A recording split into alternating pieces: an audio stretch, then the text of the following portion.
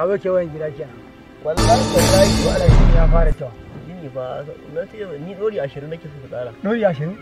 Kai ka dawo nan wai akan maganan kuɗin nan ne? wannan kuɗin da na gani ba 3,000 nan ba. Gaskiya daidaita wannan gaskiya da wuya. Idan muna koma fada. Zan yi kokari zan kira baban dan litini. Da abun ma da ake tafi.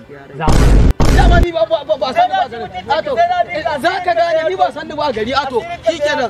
Ato ni ba san ba. A to ai wannan ma kaɗan ka gani dun wallahi yana zo na ɗaukan sa da ɗan liti baka taɓa fa.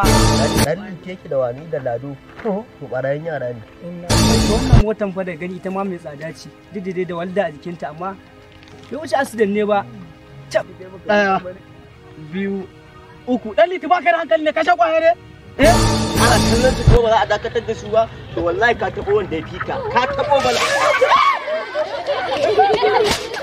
Batir kuma me kake ga kai ba mota ba mashin baka ce batir ya sauka. Kai jama'a wannan rayuwa mu ji tsoron Allah. Haka ka koma Sai ido na. Dan ne ta hadda ido hanci. ai ka da ka fasa. ai kaɗan ka fara gani yanzu ba hanci na fasa ma ba to nan gaba ido zan cire ma. Kuɗi kuma Mana ya wa ya ga ma in kuɗi ya shiga hannun ɗan liti yana bayarwa. kamar bulala. Ba ma sai ta kai ga bulala ba. Ai a dake ba. Ba za a dake shi ba. Ba za a yaka batun da an kai mana magana mu muna cikin gari. Wannan gaskiya. Za mu ɗauki yaro mu tafi da shi inda ba zai dawo ba. Wannan Ka gaskiya. daina sakaci da kuɗi.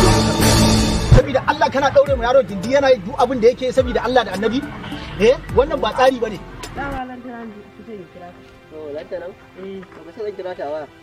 Alhaji shi kuma wannan dan gidan wani ne. Wallahi duk barayin kaji ne. Kuma a haka? A haka kana gani. To. Ka ai warin ma muna nan barayin zaru. Buka da yake runguma.